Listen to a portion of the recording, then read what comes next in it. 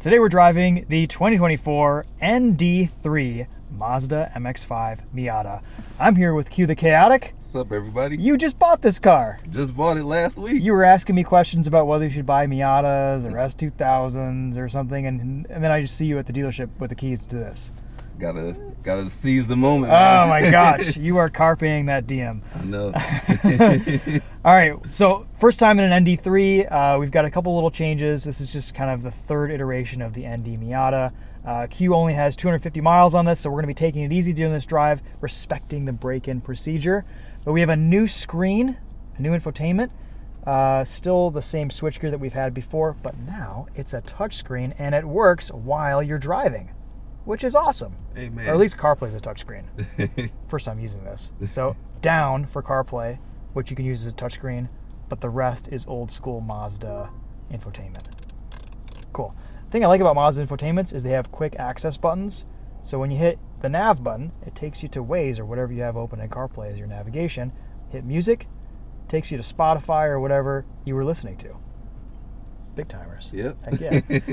All right, this is painted in zircon sand metallic. You can see that reflected in the interior. One of my favorite things about the Miata is that it has these cool colors inside. We have revised steering for the 2024 model year and a revised limited slip differential, which is exciting. When the ND Miata first came out, it was kind of snappy. So we'll see how this feels today. Again, not going to push it, but we'll see what this is like around a corner with that revised diff. You know, this zircon sand is perfect. It's the perfect color for a lifted Miata Safari build. Yeah, it is. All terrains. Get some like white braid wheels on there. Might see me in the wintertime. You know what I'm saying? New headlights. These are nice. They look a little bit more modern. I mean, you know, they haven't changed much here, but that's the thing about the Miata is in every generation, it just keeps getting more and more refined. They make little adjustments, little changes. Taillights are slightly different here too, especially in this rounded part. It's just a little guy, not very practical. Let's see, is there? There it is. Tiny little trunk. Fit a couple groceries in there. And you got the rag top, which I think is the way to go. And I think I prefer this just because of the ease of, you know, throwing the top back and right as a convertible. Per your recommendation, I got the soft top. Hey, cool. All right.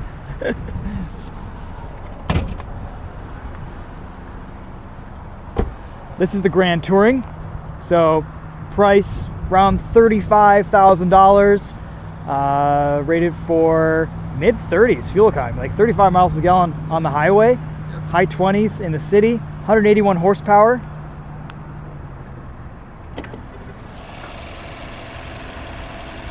One of the few cars, where'd you go?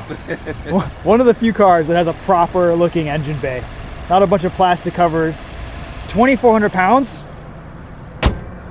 Nothing weighs 2,400 pounds anymore. All right, let's go drive it. We'll do a little top up, a little bit of top down. Seats look nice. Bose, headrest speakers. And we have a new traction control system too. This has kind of a track mode now. We'll test that stuff out at a later date. I might even be getting a Miata press car at some point.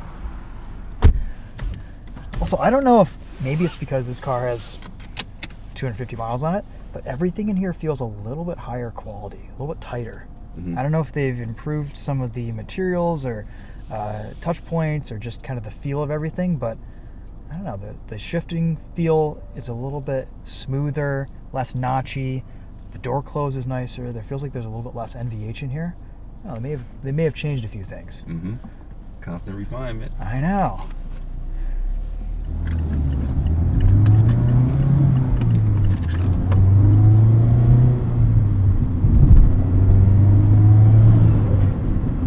One of my favorite things about this car is there's just no rev hang at all. It's one of the few cars with a manual transmission that has zero rev hang. You gotta get through your shifts. You can't dilly-dally. So what are some of your first impressions on this? First impressions. Very nice interior. I thought it would be like just ratty. 'Cause unfortunately, the last Miata I drove was the ND1. That's right, you had a Turo. Yeah, it was terrible. So this car is worlds nicer. It drives a whole lot better. Just a nicer place to be. The infotainment system is much better. The top up here is like much thicker than what we had in the other one. So it's like they added this in the ND2 to reduce wind noise, and it's a thicker piece where it's like a high pressure zone, and that helps a lot. Oh yeah. So notice that. No, this is kind of a premium cabin. It feels nice in here for the price point. The sound system is amazing too. Yeah, the Bose is good. Yeah. Yep. That's good. I'm glad that, you know, your thoughts on the Miata were redeemed and that you actually, hey, you went for it. You're an owner now. Yep. It's funny because I was cross shopping. This was the Z28. I'll cross shop anything. Oh yeah, Z28's pretty good too. Not a Miata. I'm so used to driving my S2000 all week. It's amazing how much quieter this is at speed. Like for a rack top, this is not bad. 70 miles an hour. Suspension feels good, not too firm. Very compliant on these Michigan roads. I was shocked. That shocked me a lot. The steering weight feels a little bit different. It doesn't return to center as quickly. It doesn't feel as like rubber band like. It feels a little bit more natural. We've got a corner up here. We'll see if we can push it around this a little bit. Even these Grand Touring seats, which aren't as heavily bolstered as the Recaros, they still keep it pretty well. Oh yeah. For an average size guy, this is great for me. Yeah, how tall are you? 5'11" and a half. Okay, yeah. And this is your first time sitting in the passenger seat. It's kind of terrible over here. You see how I removed the cup holder? That's right, yeah, you have to do that. Transmission intrusion Watch down out, below. pothole on road ahead. Alright, let's see what this is like around a corner here. Keeping it below 4,000 RPM.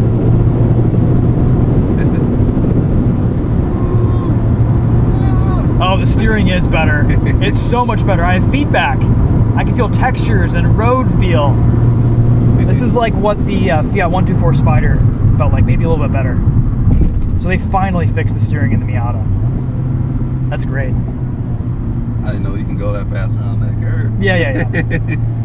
All the grip in the world. So much grip. I stopped breathing. Yeah, the inputs here really all feel very nice because the steering was the biggest weak point of the ND1, ND2 Miatas. For some reason, the Fiat 124 Spider always had better steering feel, and I don't know if that was a slightly different rack or different tuning, but Mazda never quite got it right, and this just feels like it should have this whole time. Nice leather on the wheel too. They're steering across the board. It's pretty great. Yeah. CX-30, CX-50, CX-90. Not as great as those two or this, but it's still good compared to a lot of other vehicles. Yeah, you've been driving a lot of Mazda press cars recently. I have. That's fun. We're gonna go into traction control mode. See what that does. Police reported ahead. So we can turn her down at all. Yeah, she's very loud. It's very loud, yeah. Set to geriatric death mode. This car is decently quick too. Even the short shift, I'm like, wow, this doesn't feel slow at all. Yeah, it's not bad. Not bad at all.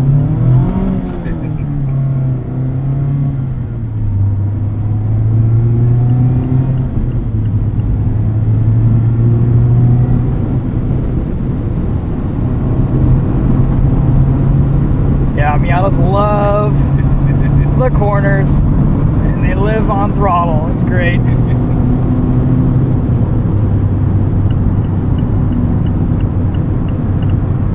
Yeah, the handling here is a little bit more neutral, less prone to snap oversteer. It's a bit easier to drive, which I think it's great. That's kind of what needed to happen. It's a bit more progressive. These tires feel nice. This might be the little changes that I needed to convince me to get a ND3 someday. ND3. Yeah. One day, someday. If I had to replace the S2000, it would be with an ND3.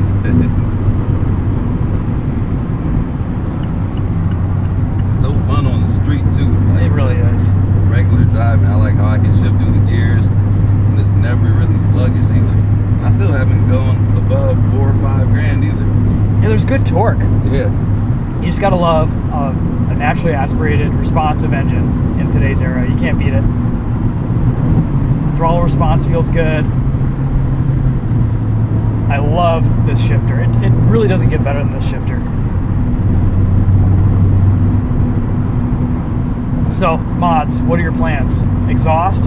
Exhaust, first of all. Yes. So, thinking about the Goodwin race series. Yep. That's my number 1 pick. Maybe the HKS, that's like my 3rd pick. Flying Miata is my 2nd choice. Okay. Other mods, I want a different shift knob. I feel like this one's a little small for my small hands. Okay.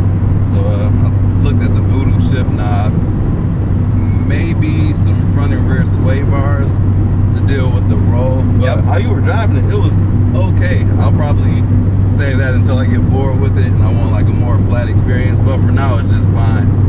A front bar, I think, would help quite a bit. I drove, my buddy Victor has a ND2, the 30th anniversary, and he's modified it to do autocross. And whatever he has set up on his car feels amazing. So I think he has a front bar to dial out some body roll, and that just drives fantastic. He's got the Goodwin Racing exhaust, which in my opinion sounds perfect. Only weighs 12 pounds. Oh yeah. I don't like the single exhaust tip. Oh yeah. They do sell systems with the dual, but for the performance of it and the sound of it, it has character. I like the little downshift burbles and pops and stuff. Yep. I think they have like the next exhaust up is like $500 from Goodwin and has a nicer tip to it. Okay. So that might be, it's only like 5 decibels quieter than the race exhaust. Okay. It should sound pretty similar. Still has the same Helmholtz resonator and everything. Okay, yeah, I think that's the Super Street. Super Street, yeah. Yeah, it'll Watch just... out, vehicle on shoulder ahead. It'll just wake this car up. Sorry for the volume. We've got Waze Karen here. What miles would you do if you were to have one of these? First thing would be exhaust. And then I would probably get some slightly better brake pads and fluid and then just go track this and see how it felt.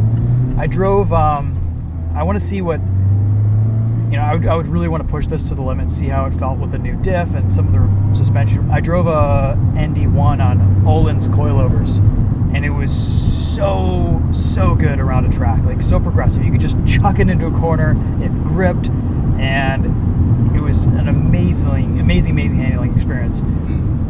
But I don't know how they've changed the dynamics with this new ND3. They may have improved things enough that, like, okay, maybe you don't need to go get a set of coilovers anymore. So,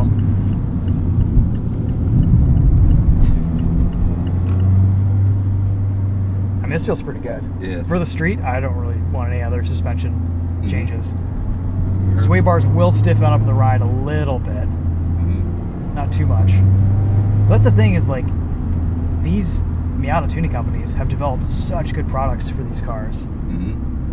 So many dedicated companies too. I'm just now seeing that. Yeah, the aftermarket support is amazing, and parts aren't terribly expensive either. They're relatively cheap compared to like the Camaro that I had. Everything was a lot more expensive. Like even exhaust, it's like $2,000 for exhaust, and the most expensive exhaust I've seen on here is not even $1,000. And you won't go through tires, you won't go through brakes because it weighs 2,400 pounds. You'll have to like just do donuts for hours to wear out your rear tires. That's what I want to do. That's all I want to do. I was missing that. Alright, everyone's turning.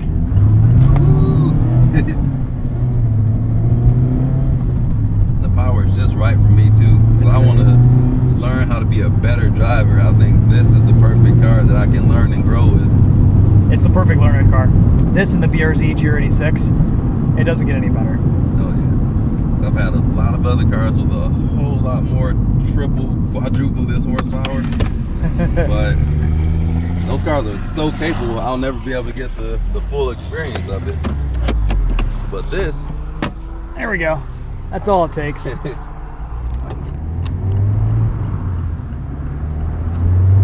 best part right here. This is the best part. And with an exhaust, it sounds so good. Oh yeah. Yeah. This exhaust sounds like nothing. Oh, it completely sucks out all the fun.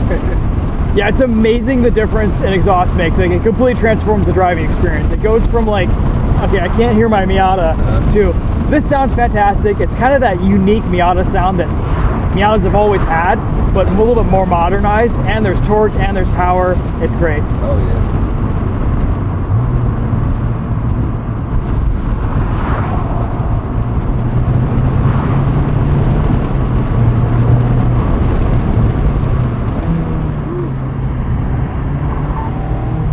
Yeah, that's nice. That feels really good.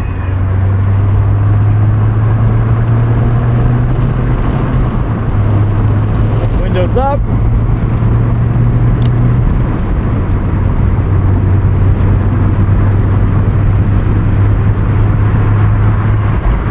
And at speed, buffeting's not too bad. Not at all. This is very comfortable. I don't have to scream, don't have to yell. Yeah. It's still talking my Barry White voice. It's all good. Yeah, this is a great car, man. And also, one big advantage with the soft top versus the RF is visibility. Oh, you yeah. can't see anything around those humps. I mean, the RF is beautiful. It's a gorgeous, gorgeous car. I think it's the best looking Miata they've ever made. But the visibility sucks. It does. So, It does. my mom has an RF BBS Brembo package in 2017. It's an awesome car, a lot of fun, but it's just really hard to see out of, and Gotcha. it makes a difference. So you do have to drive defensively in these cars. People don't see you, you're so small, so you just got to watch out. Yeah. Yesterday we drove the S2000 out to M1 Concours and got cut off in it like 5 times. Oh, man. It's just gotta be careful. Yep. So a few of the features that I do like about the Grand Touring, because I was like torn between the Club and the Grand Touring. Yep. So this one has like automatic headlights, which I think is great, because I would always forget to turn the headlights on. Good. You got automatic temperature in here, so you can keep all the HVAC on automatic. That's nice. And I'm not sure about the Club, but we got like Heated blind seats spots. are great. Heated seats are amazing. And it wasn't that much more, it's like $2,000 more than the Club. Yep. I like the leather seats, but this is what was available, so Sure. This is one I would have chosen anyway. The livability stuff really does make a difference. Because you put a lot of miles on your car, and you drive them a ton. Yep. It adds up over time. Oh yeah. And the gas mileage, I get more miles on a tank of gas in here, and this is just the break-in gas. It could be regular, so we're already at like 250 miles on one tank. None of my other cars, this will crest 300 easily. It's only 11.9 gallons, so that matters. I hate going to gas stations. Yeah, you'll average like 35, 37 miles a gallon on this on the highway, and daily over 30, easy. Yep.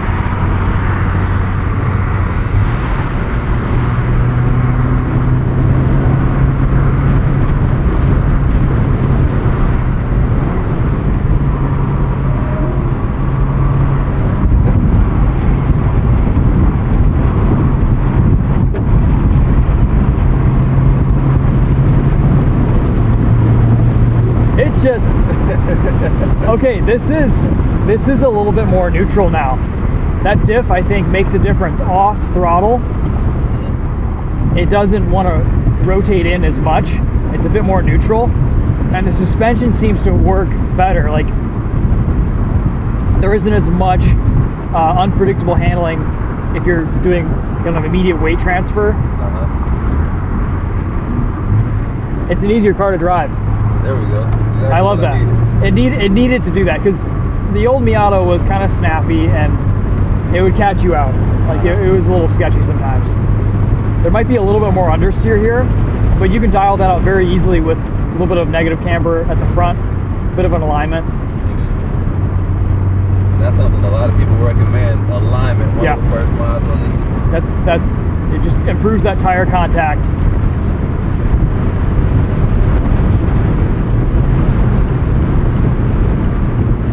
Definitely needs an exhaust. I didn't even hear the downshift. I know. It's so silent.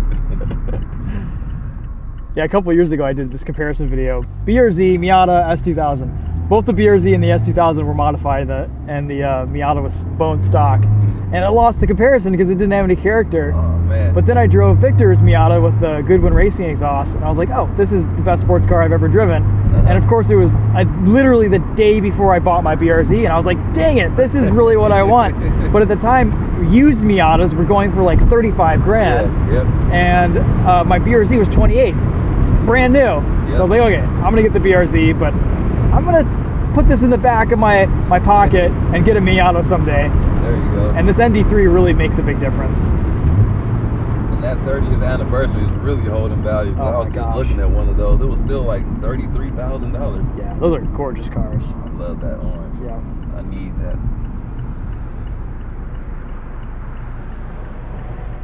Lifted minivan on all terrains. Heck yeah.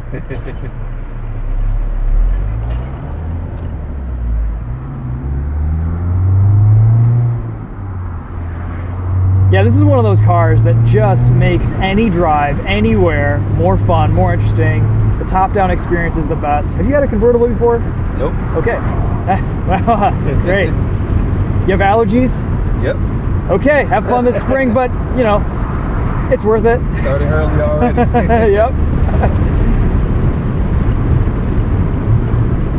Yeah, that's one of my favorite things about the S2000 is just being able to enjoy it with the top down. There we go. Oh, this is a great curve up here. Oh, yeah.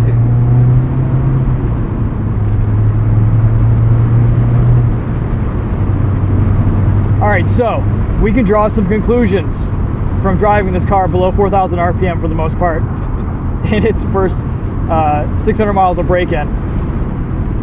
Easier to drive, more approachable at the limit. Still that great Miata character of slow car fast. You can push the limits on the street and not be doing crazy speeds. You can enjoy this car just driving it casually. The top-down experience is amazing. The steering is a big improvement. I know exactly what's going on with the front end now, which is just awesome.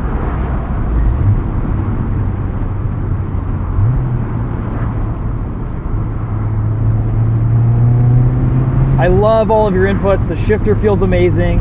You kind of get into a rhythm with this car, and when you learn how to drive it, it's just perfect because it's just an extension of yourself.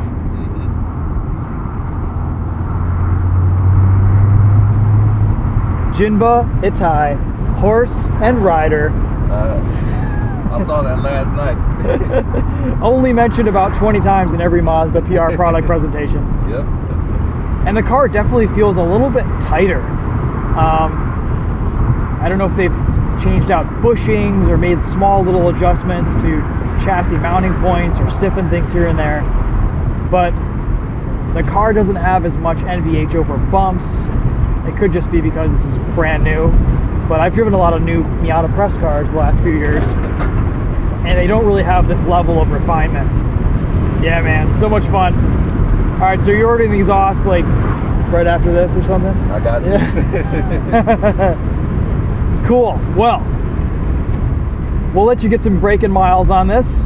Excited for you to get an exhaust on this and just enjoy the way it sounds, as it was meant to be, opened up a little bit.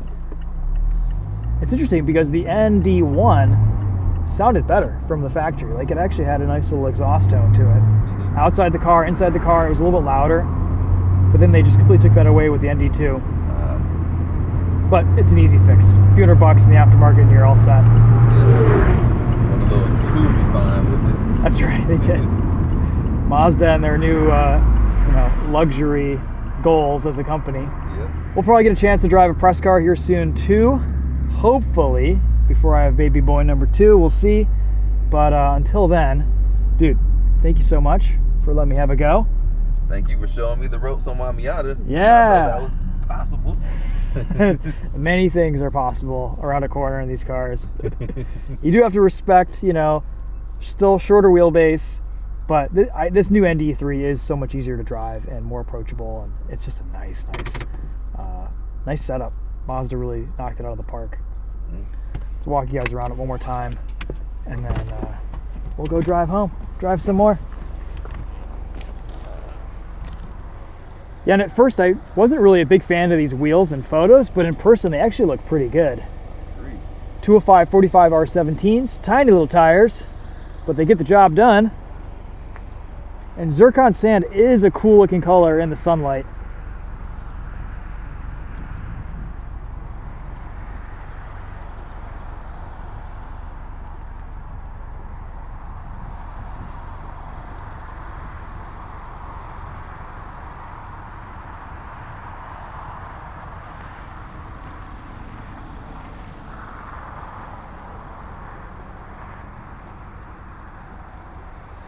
All right, guys, that's it for this one. Thanks for watching. Go check out Q's channel at Q the Chaotic. Done lots of videos with him in the past with, I don't know how many cars you've owned since I've known you. 5 maybe. ZL1. M2, Integra Type S, Integra A-Spec, GR Corolla, Miata. That might be it. I think that's it. Yeah, not bad. Not bad at all. Yep. Cool. All right, see you guys later. Take care.